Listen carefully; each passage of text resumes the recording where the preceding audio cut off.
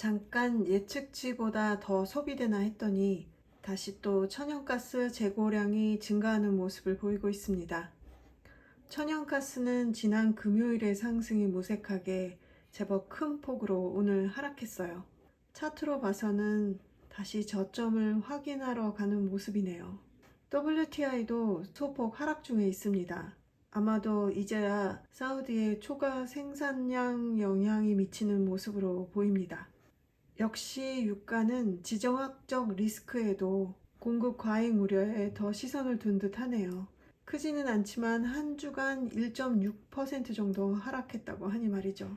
다만 미국의 이란 핵시설 추가 타격 가능성 시사를 포함해서 이스라엘의 여러 가지 공격적 시그널 등으로 하단을 지지하고 있다고 하는데, 전쟁 리스크만 아니면 사실상 석유는 힘을 잃어가고 있다는 게 분명해 보이기도 하네요.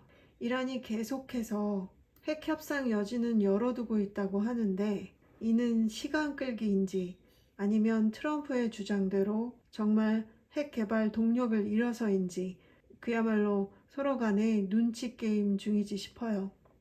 이 와중에 이스라엘은 미국의 등을 얻고 이번 기회에 확실하게 중동 지역에서 입지를 확보하려는지 강경 자세를 계속해서 유지하고 있는 모습으로 보입니다. 아니면 정말로 네타냐후가 법적 책임을 회피하기 위해 전쟁을 계속해서 벌이고 있는 거던지 말이죠. 아무튼 결론적으로 이번 주는 하방 압력이 소폭 우세할 것으로 전망했습니다. 올해 유가가 하락하면서 미국 내 석유가스 기업이 생산과 투자가 악화되었다고 합니다. 12주 만에 새롭게 석유와 천연가스 굴착 장비를 추가했지만 말이죠. 그 이후로 국제 유가는 트럼프의 관세 정책, 세계 경제 성장 둔화, 오펙 플러스의 증산 등을 꼽고 있는데요. 관세 정책은 생산 원가를 끌어올리는 요인으로 작용하는 점도 있다고 합니다. 그리고 이 현상은 사이클이 아니라 구조적 위기로 보고 있다고 하는데요. 이 기사 내용으로 봐서 최소 $65는 넘어서야 된다고 생각하는 걸로 보여요.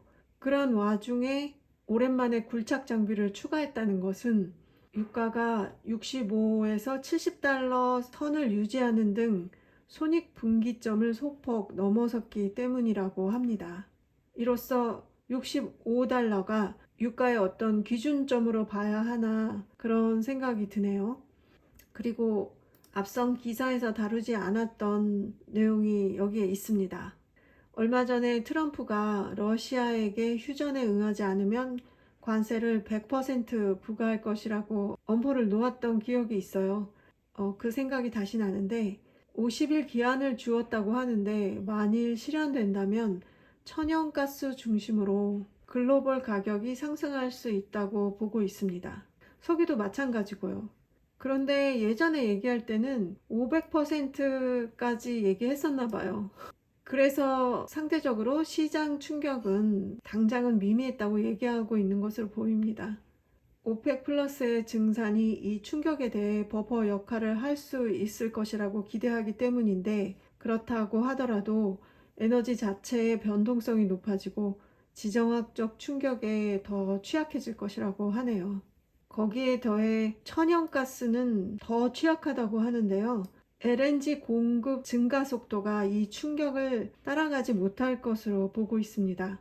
미국도 완전히 유리할 수가 없는 점은 에너지 세금이 줄어들면서 GDP 적자가 누적될 것으로 보고 있다고 하고, 러시아는 러시아대로 경제 침체와 국내 긴장을 초래할 수 있다고 합니다. 천연가스를 투자하는 입장에선 이 부분을 가장 예의주시해야겠다는 생각이 드네요. 천연가스는 오늘 큰 폭으로 하락을 보였으나 관련 기사와는 반대되는 전망을 보여주고 있네요. 현재 미국은 남서부 중심으로 폭염이 지속되고 있어서 냉방 수요가 급증하고 있고, LNG 수출도 신규 수출 인프라 가동이 활발해지면서 재고의 빠른 소진을 예상하고 있는 모습입니다. 이 기사도 마찬가지인데요.